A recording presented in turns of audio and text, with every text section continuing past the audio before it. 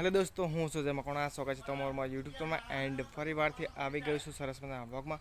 તો મિત્રો આજે હું જવાનું છું એક કંપનીના ઇન્ટરવ્યૂમાં। તો અમારે ત્યાં સાણંદ જીઆઈડીસી છે, ત્યાં જવાનું છે એક કંપનીના ઇન્ટરવ્યૂમાં।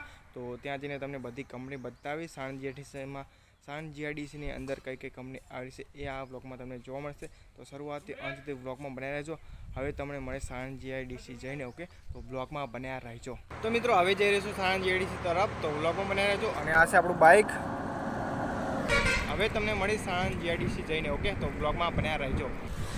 તો મિત્રો વચમાં હશે પેટ્રોલ પંપ, તો બાઇકને ભરેલી દીધું છે આપણે પેટ્રોલ।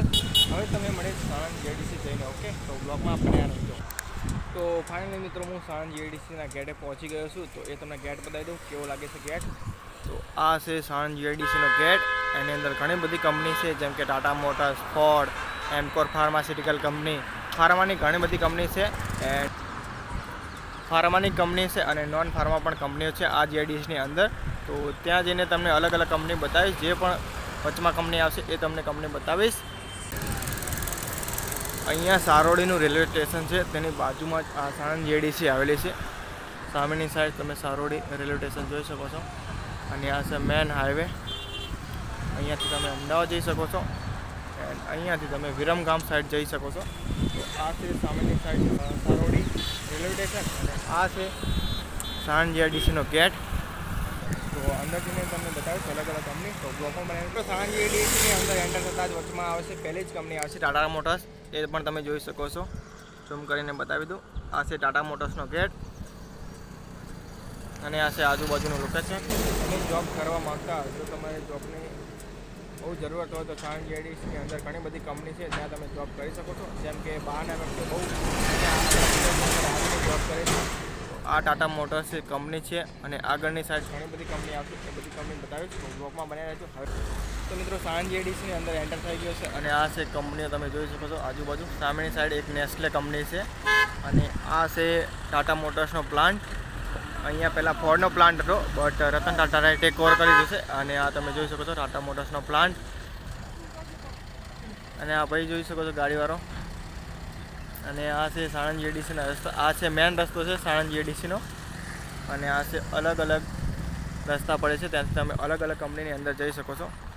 સામેની સાઈડ આવી છે કોલગેટ કંપની આવી છે, અને આ તમે જોઈ શકો નરેન્દ્ર મોદીનું પોસ્ટર જોઈ શકો છો। અને આ છે આપણે સાણંદ જીઆઈડીસી। જો કોઈને જોબ કરવી હોય તો સાણંદ જીઆઈડીસીની અંદર અલગ અલગ કંપનીઓ છે, જેની અંદર જોબ કરી શકે છે ઇન્ટરવ્યૂ આપીને, ઓકે? તો આજે આપવા આવે છે ઇન્ટરવ્યૂ, તો બ્લોગમાં બનાવી દો, ત્યાર પછી બીજી કંપની બતાવીશ, ઓકે? તો હવે મળીશ તમને થોડો ટાઈમ પછી। તો મિત્રો ત્યાંથી આગળ આવશો તો એક સુપરનોવા કરીને કંપની છે, અને સામેની સાઈડ છે એમકોર ફાર્માસ્યુટિકલ, અને અહીંયા છે બાયો સ્ટીલ કંપની છે, અને અહીંયા છે જે ચોકલેટ બનાવતી હતી એ કંપની છે, અને આ છે હજુ જો ડેવલપમેન્ટ થઈ રહ્યું છે, બીજી કંપનીઓ બની રહી છે।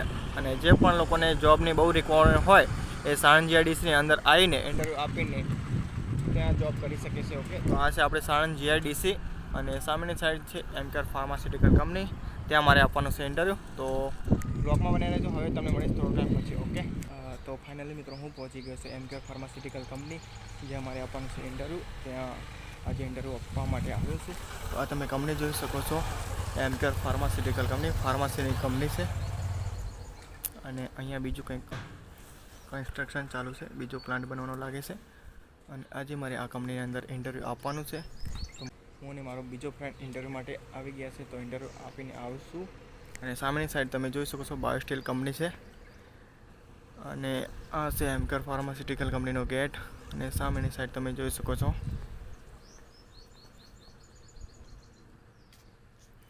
અને બીજા લોકો પણ ઇન્ટરવ્યૂ માટે આવી ગયા છે, અને આ છે તેનું પાર્કિંગ બહારની સાઈડ।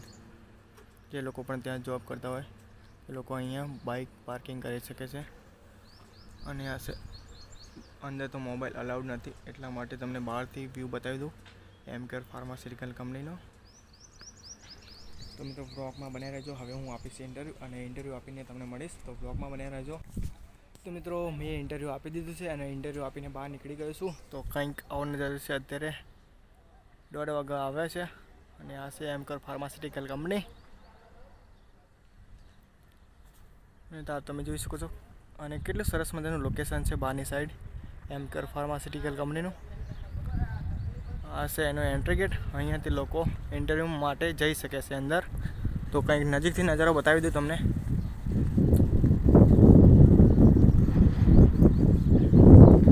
આ છે એનો એન્ટ્રી ગેટ, જોઈ શકો છો. એન્કર ફાર્માસ્યુટિકલનો એન્ટ્રી ગેટ. અહીંયાથી બધા સ્ટાફ લોકો અહીંયાથી એન્ટ્રી કરે છે.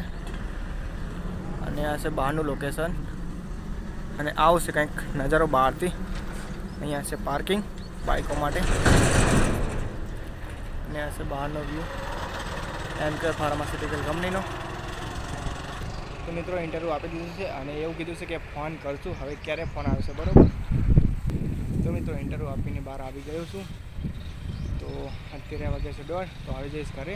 બ્લોગમાં બને રહેજો. હવે તમને મળીશ ઘરે જઈને. ઓકે, તો મળીશું થોડોક ટાઈમ પછી.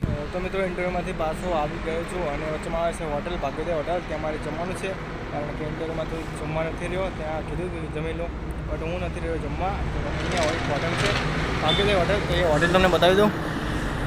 અને અહીંયા જો દાલ બાટી નાસ્તાનું બધું જ છે. દાલ બાટી, ચાઇનીઝ, પંજાબી, કાઠિયાવાડી થાળી મળે છે. તો હું ખાવાનું છું પંજાબી થાળી. તો આ છે ભાગ્યોદય હોટલ. ત્યાં બનશે મારી પંજાબી થાળી. પંજાબી થાળી જમી લઈશ. તો તમને બધા પંજાબી થાળીમાં કેવું કેવું આવે છે, બરાબર? તો બ્લોગમાં બને રહેજો. તો મિત્રો હું બેસી જઈશ જમવા. અને આ છે ભાગ્યોદય હોટલ. તો એનું મેનુ તમે જોઈ શકો છો. મેં મંગાવ્યું છે પંજાબી થાળી. તો આ છે પંજાબી થાળી. પનીર છે, દાળ છે, પાપડ છે, આ બીજું પનીર છે. તો મિત્રો હવે તમને મળીશ જમીને. તો બ્લોગમાં બનાવજો. તો મિત્રો હું જમીને ફ્રી થઈ ગયો છું અને મેં ઓર્ડર કરી હતી પંજાબી થાળી. તો પંજાબી થાળી ખાવાનો એક્સપિરિયન્સ બહુ જ સરસ રહ્યો અને બહુ મજા આવી પંજાબી થાળી ખાવાની. અને આવી જઈશું ઘરે. તો બ્લોગમાં બનાવી રહેજો. અને આ મેં જમવાનો ઓર્ડર કર્યો હતો ભાગ્યોદય હોટલથી. ભાગ્યોદય હોટલની અંદર બધી થાળીઓ મળે છે. તમે અહીંયા હાઈવે ઉપર આવો તો આ ભાગ્યોદય હોટલની મુલાકાત લેજો.